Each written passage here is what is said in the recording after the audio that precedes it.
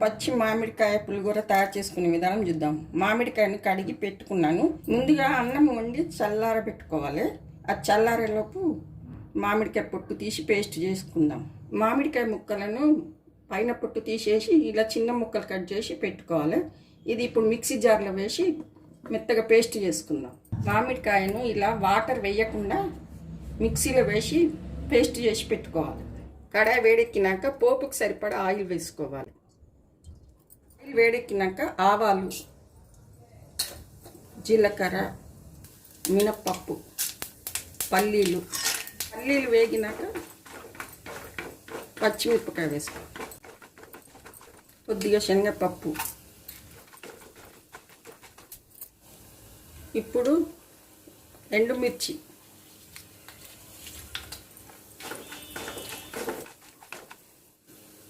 పచ్చిమిర్చి,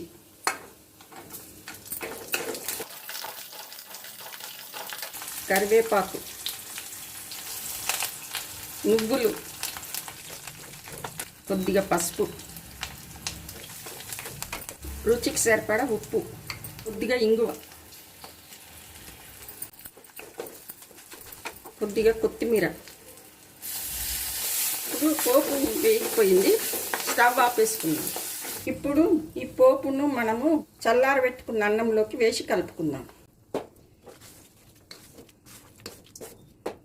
ఇప్పుడు ఈ పోపును అన్నంకు పట్టేట్టు కలిపేసుకుందాం.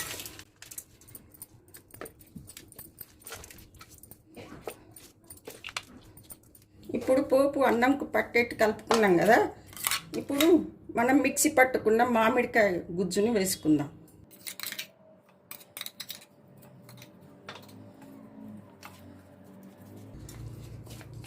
ఈ మామిడికాయ గుజ్జును రుచికి సరిపడా వేసుకోవాలి.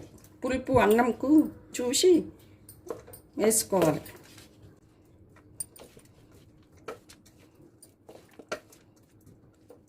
ఇప్పుడు ఇది పులిహోర రెడీ అయింది. మామిడికాయది ఇది సర్వింగ్ బౌల్లోకి తీసుకుందాం. మామిడికాయ పులిహోర రెడీ అయింది.